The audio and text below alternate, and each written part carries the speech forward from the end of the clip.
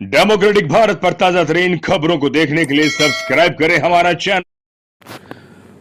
किसी जानवर को भी इस तरह से नहीं मारा जाता जिस तरह से पुलिस ने सलाखों के अंदर और बाहर विश्राम बलाई को मारा है।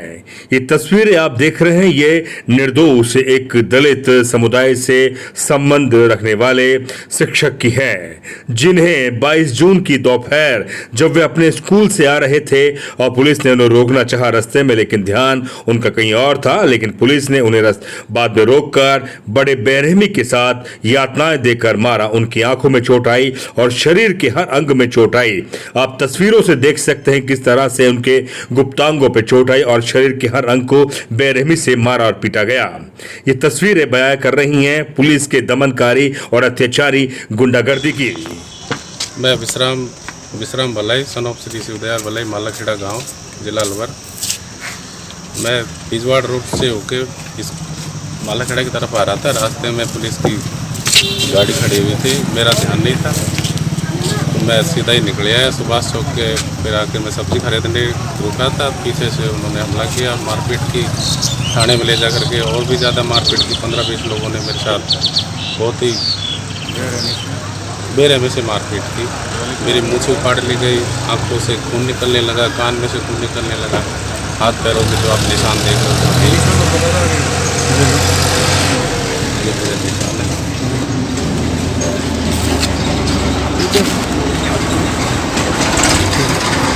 शोषण मुक्ति मंच BSMM का आज प्रतिनिधि मंडल मालाखेड़ा अलवर ज़िले की एक तहसील है और इसके निवासी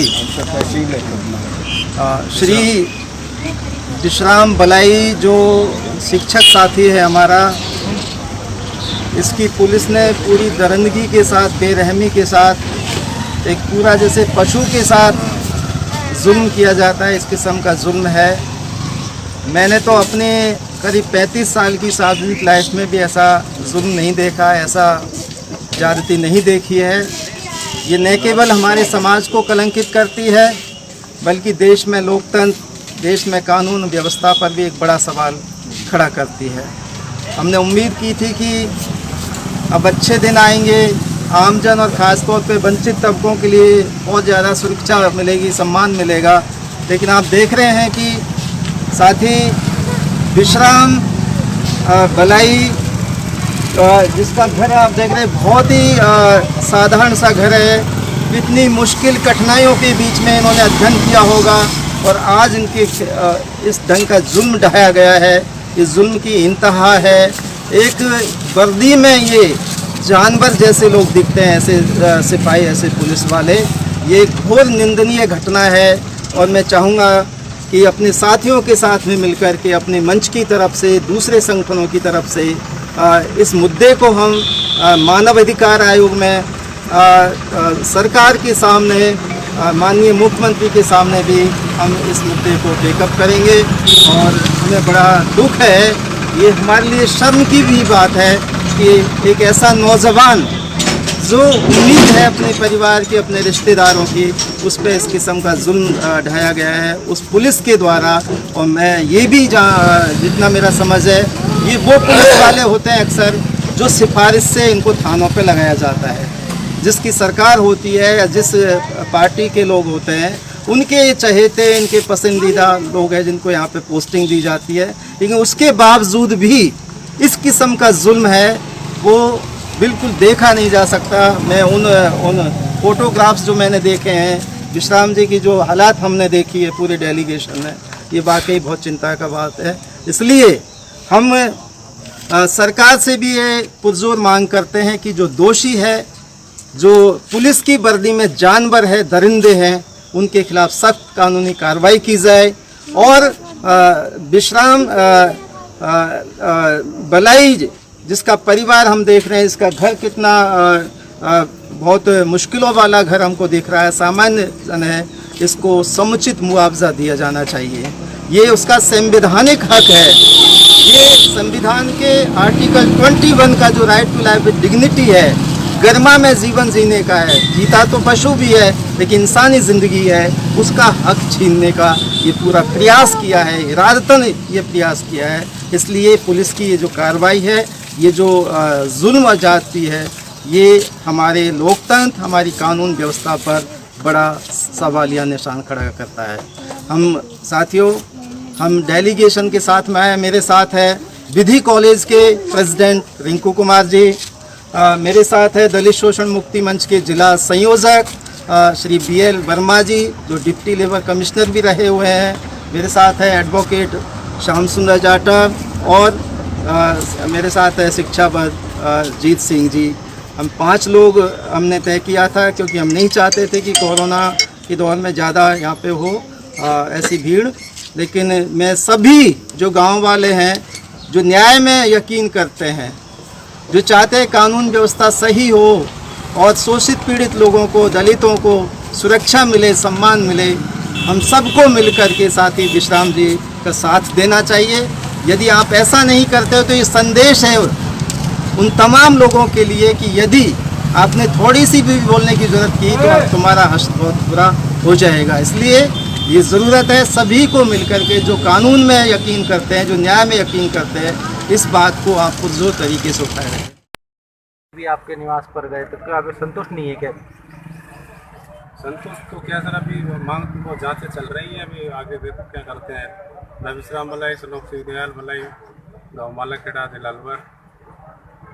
स्कूल से आ रहा था, रास्ते में बाइक रुकवाई। क्या मांग है अब आप?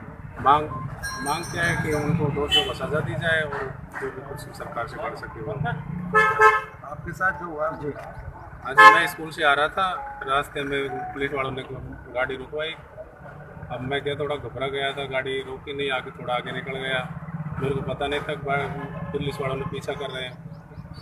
आगे जाकर सुभाष सर्कल पे मैं सब्जी लेने के लिए रुक गया। वहाँ जाकर के इन्होंने मेरे को पकड़ा, बिना कुछ कहे, बिना कुछ सुने, इन्होंने बस लाठी लात। मुकदमा दर्ज कराया आपने?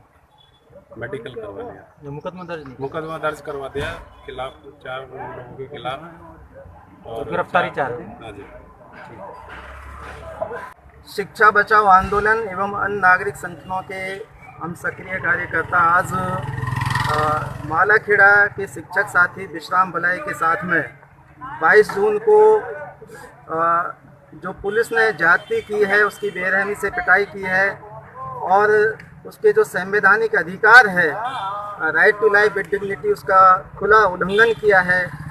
इस विषय में हम अपनी पीड़ा व्यक्त करने के लिए पीड़ित के साथ में श्रीमान जिला कलेक्टर महोदय और श्रीमान जिला पुलिस अधीक्षक महोदय को अपनी पीड़ा बताने के लिए आए हैं और न्याय की मांग करने के लिए आए हैं, तथा साथ ही साथ जो दोषी पुलिसकर्मी हैं उनके खिलाफ सख्त कानूनी कार्रवाई हो और जो पीड़ित शिक्षक साथी विश्राम बलाई को समुचित आर्थिक सहायता मिले। यही हमारी आज की मुख्य मांग। आपने सुना कि किस तरह से मीडिया ने इस गंभीर और यातनापूर्ण अत्याचार की गाथा को भी एक सामान्य खबर की तरह उठाया है और विश्राम बलाई से उन्होंने पूछा, क्या आपको संतुष्टि नहीं है? इतना करने पर भी पुलिस कार्रवाई कर रही है, उन पुलिस कर्मियों पर आपकी क्या मांग है? बड़ी शर्म आती है इस मनोवादी और इस बाजारू और गोदी मीडिया पर, जिन्होंने एक विश्राम बलाई जो दलित समुदाय से आते हैं और खास तौर पर शिक्षक है, पुलिस की दमनकारी और पुलिस का जो अत्याचारी रवैया है, उसका जो सामंती सोच है और पुलिस जिस तरह से एक गुंडे और मवाली की तरह एक आम इंसान और एक आम नागरिक के प्रति जो अत्याचार करती है, उसका रवैया इन मीडिया कर्मियों को भी नजर नहीं आया। खासकर तौर पर अलवर की पुलिस कप्तान तेजस्विनी गौतम को इस पूरे मामले को लेकर अपने सिस्टम की षड्यंत्र के खिलाफ प्रेस कॉन्फ्रेंस करनी चाहिए थी और माफी मांगनी चाहिए थी कि आमजन और एक शिक्षक के साथ इस तरह का कृत्य हमारे पुलिसकर्मी द्वारा होता है तो हम माफी मांगते हैं और आने वाले समय में इस तरह की घटना की पुनरावृत्ति अब नहीं होगी। सवाल यह है कि क्या पुलिस अपने इस षड्यंत्र और इस बुरी तरह से सड़ गल गए। उनके पुलिस तंत्र को क्या पुलिस के आला अधिकारी और खासतौर पर सिस्टम, प्रशासन और इस सरकार उसे दुरुस्त करने के लिए आगे कदम बढ़ाएगी। मुझे लगता है कि पुलिस अपने इस सिस्टम को ठीक नहीं करेगी, क्योंकि पुलिस का पूरा सिस्टम सरकार और वीवीआईपी जो कल्चर है उनकी सुरक्षा में ही लगा रहता है। उनका ध्यान कभी भी आम जन और सामान्य नागरिक की तरफ नहीं जाता। ये अब साफ तौर पर नजर आता है कि एक गरीब जो संघर्ष कर रहा है एक निजी स्कूल के अंदर, विश्राम बलाई शिक्षक जो अपनी जिंदगी और मौत की उस समय भीख मांग रहा था, बदहवास स्थिति में पुलिस ने तब तक उसे पीटती रही जब तक वो बदहवास नहीं हो गया।